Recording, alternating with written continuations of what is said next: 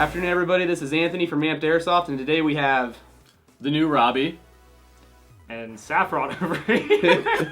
and this is going to be Honest Guy Review number 2, and today we're going to be going over the M27 IAR by Elite Force. It's basically a 416, kinda. So, just from looking at it, what do you guys think? I'm liking it a little better than the 416 right now. All right. You know, just personal preference. I like the the little bit of a longer rail. You know, I think it's just generally good looking. What do you think, Saffron? I think she's a good looking pony. They really outdone them on this one. The body, the externals, just how everything feels is solid. It feels really close to what its real world counterpart should be like, in my opinion. And it's all HK trademarked out. So who doesn't want that? All right, so we're going to go from the front to the back. So up front, you have a nice full outer barrel. This to match the real M27 IAR versus the difference in the 416. This has a bayonet lug because that's what the Marine Corps wanted when they asked for the rifle. Moving back, you have your longer rifle length free float rail. Still the 416 style, so it's still raised slightly in the top. You have your flip up front sight. It's adjustable just like a real AR style sight.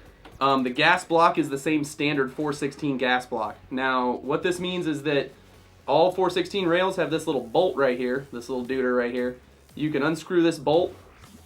Yeah, that guy right there. You can undo this bolt. The whole rail will come off, and you can even put a 416 length rail on here if you want, and it'll just reattach with that single bolt. Same deal if you want to take this rail and attach it to a 416 and have a flush or, you know, pretty cool looking like hidden fire pig flash hider suppressor. Recess that stuff, the whole honey badger movement, I guess. Yeah, all that honey badger bro stuff. The rails are marked on the top for if you want to memorize where you want to put your stuff. This is pretty cool. It's all aluminum. They used to sell this kit as a standalone kit, so what you used to be able to do is you used to be able to buy a 416. You used to be able to get the rail and the extension for the outer barrel, which is this guy right here, and then just put it together. Now that they've started making this as a complete gun. As you move further back, you have your flip-up rear sight, which also matches the Marine Corps designated 600-meter sight. It's adjustable for windage, elevation, all that stuff. You can zero it. I don't know why. All the Airsoft, it matters. BB Wars, I'm not really too keen on it. All the numbers on here, when you line them up, those all represent, once again, just like with the Beretta fish gun, those are all hundreds of meters. So when you line that up, that's a 500-meter elevation. If you look on the receiver itself, the receiver has M27 trademarks instead of the 416 trademarks. These trademarks are actually more realistic than the 416 CQB trademarks because they actually match the real HK rifle. It has a serial number, which I don't know is unique. I believe it's unique. They're all pretty unique. They're all pretty unique because the other one said it was like number 28. This is number 279. So I believe each serial number is unique. I could be wrong. If you move further back, you have the extended charging handle, like the gas buster style HK charging handle for the M27. That's also Marine Corps designated. When you use the charging handle, go ahead and pop that duder back. Bolt locks to the rear. Bolt release on the backside works, so it's a little stiff. HK traded bolt. Shoots really well. This isn't the first one we got in. The first one we got in, we chronoed it and we tested it out. Shoots probably about 160, 70 feet, which is really well for an AEG. This would also probably be really popular as a designated marksman rifle build if someone wanted to go that route, or a Polar Star build. I know a few people that have already done it. Pretty cool. They're already flying off the shelves. I mean, yeah, this is our second one we actually got in. The first one made it out the door. It barely made it off the UPS truck, actually, before someone called and... Yeah, gorgeous Doug. Yeah, Gorgeous Doug.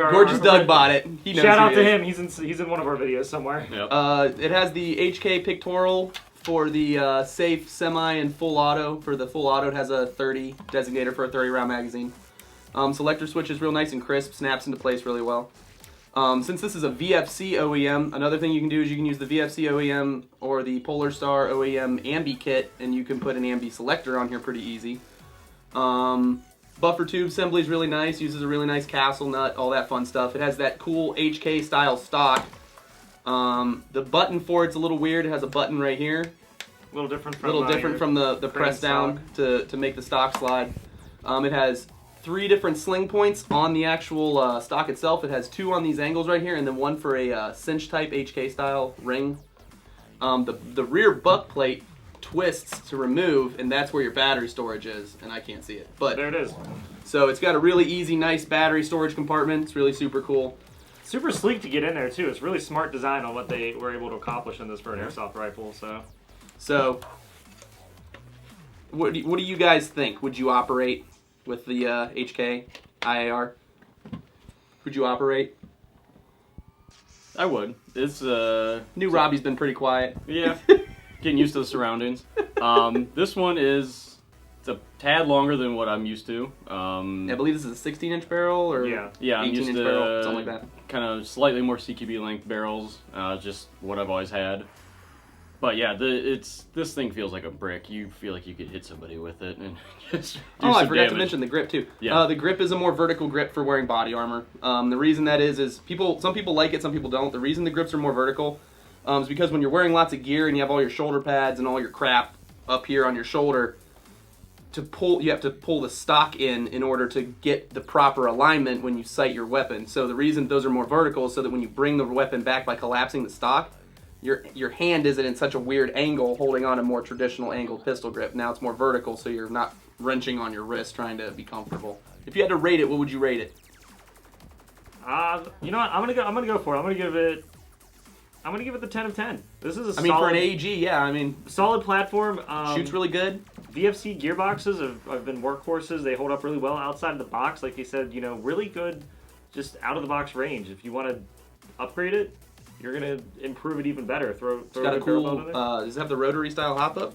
Yes, it has Actually, VFC did upgrade to that recently. Yeah, it has the rotary style hop up on it. I forgot about that. So that's cool. But this will take standard M4 parts as well, so all that cool jazz. All those pro wins and barrels and things. All that So good stuff. I everything mean, for this it. is going to be a great platform to build Great on. platform. You're really going to have a really good looker of a gun. If you decide to DMR this or build it into a support weapon, would be rather awesome as well. Depends on who lets you use it like that, but I'd like to see it. Don't let them keep your IAR love down. Don't let them suppress you. Yes. Don't let the man hold you back. What would you think about it, New Robbie? New Robbie it definitely is going to give this at least a 9.5 out of 10. 9.5 out of 10? Decimals. My only thing is, this is completely personal. The stocks are just kind of funny looking to me. They're a little. Only thing to me, They're that's the comfy, only but thing. they're ugly.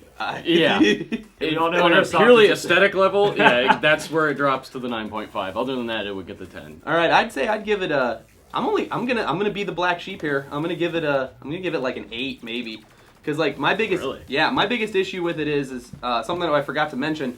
It has this flat European style magwell, and if you use a regular AR-15 style variant, it has an slightly angled magwell that's a little bit more open. That accepts more types of magazines. These flat, very sharp-edged European-style magwells only work well with like Stanag type mags. So like P mags, no go. K120s, no go. So yeah, here we'll do a test real quick, just for purposes of education. Nope, will not lock. I hate to say it, some VFCs play well with KWA mags, others do not. Well, here, let's try the Magpul PTS mag real quick.